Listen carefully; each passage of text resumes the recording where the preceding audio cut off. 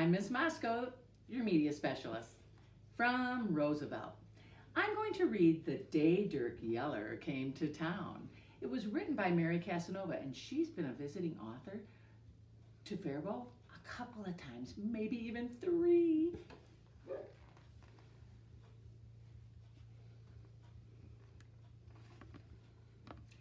The day Dirk Yeller came to town, the wind curled its lip. Cattle quit lowing, and tumbleweeds stopped tumbling along. Townsfolk whispered, "He starts stampedes. He holds up trains. He's trouble."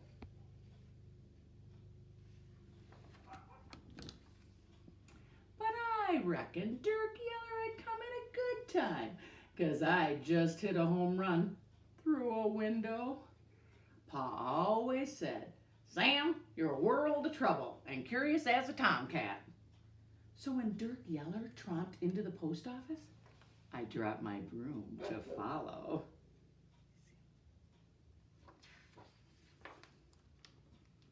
"I'm looking for something," the outlaw growled, "to take away my cat scratch fever." His fingers were itching and twitching. The postmaster backed away, but I wasn't worried. Sometimes I was fidgety too. The postmaster stammered, "Try some calming elixir from the general store." At the general store, merchandise went a flying. "I'm looking for something," Dirk Yeller said, "to keep a coyote from baying at the moon." Mrs. Peterson drew her children close. "Have mercy!" But I wasn't scared. Sometimes I felt a little wild too. Why, just yesterday, I dropped a toad down the back of Emma Peterson's dress. Mrs. Peterson trembled. "Try those live traps over at the trading post." I skedaddled too. At the trading post, rakes and shovels clattered. "I'm fixin' to find something," said Dirk, "to keep jumping beans from jumping." Like Dirk Yeller, sometimes I was jumpy too. Shorty wiped his brow. "I know nothing about jumping beans, but maybe you'd like some new boots." Dirk Yeller shook his head. "Well, go try the saloon." At the saloon, Dirk's fingers were itching and twitching. His eyes were train tunnel dark. "Must be something here," he boomed, "to keep rattlesnakes from rattling." Customers darted for safety. But as clear as well water, Dirk Yeller just couldn't sit still. "What do you need," said Swagger and Sal, "is a nice cup of hot coffee. Try the jailhouse." Dirk Yeller stomped out. At the jailhouse, Dirk Yeller warned, "I'm itching for something, and I won't stop until I find what I'm looking for."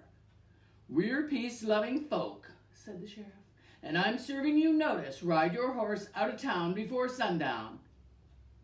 Dirk Yeller gulped the sheriff's coffee and then left with a slam. The sheriff spotted me. "Sam?" I tipped my hat and scrammed. Down the boardwalk, Dirk Yeller stomped through the dust and dung. Dirk Yeller clomped, and in the middle of the street, he stopped. I suddenly remembered what always helped me. I gulped down my jitters, and I stepped into the outlaw's shadow. Dirk Yeller's eyes drilled into my backbone, but I held my ground, and I stood tall, like a world of trouble. "Dirk Yeller," I said, "if I can show you how to stop your itching and your twitching and your jumping and your rattling, will you promise to leave our town in peace?" The outlaw gave a snort, which I took to mean yes. "Then follow me, please." Inside the new building, he was itching like a dog, scratching fleas. His eyes were coiled for trouble. But Miss Jenny didn't seem scared. Sweet as pecan pie, she asked, "May I help you?" I'm looking for something, Dirk Yeller grumbled, to take away my cat scratch fever, to keep coyotes from baying at the moon, to keep jumping beans from jumping, to keep rattlesnakes from, come with me. Then she led the way to a tall stack of books. This one, she asked, or perhaps this. Dirk Yeller opened a book and then started to mouth the words. I could tell he wasn't a real strong reader. When he stumbled on hard words, his face turned red as Ma's blue ribbon tomatoes. So I whispered, "Here, Mr. Yeller, let me help you." Together we sounded out word after word, and soon Dirk Yeller was turning one page and then another. And the more the outlaw read, the less he itched and twitched. The more he read, the less he jumped and jittered, sure as shooting Dirk Yeller was sitting still. He's a big boy. Before long, the sun sank low. The sheriff rattled handcuffs in warning, and then Miss Jenny called out, "Closing time." The outlaw glared, "I'll be back." The townsfolk froze, and I froze too. What if I'd been all wrong? Saddlebags. "I'll be back," Dirk Yeller said, "to check out more butts." The people cheered, and then he winked, and to see Miss Jenny. Saddlebags full, Dirk Yeller rode off into the sunset. The wind blew a sigh of relief. Cattle started lowing, and tumbleweeds went back to tumbling along. And ever since, the library has become the busiest place in town, especially for folks with curious, restless minds, like Dirk Yeller and me.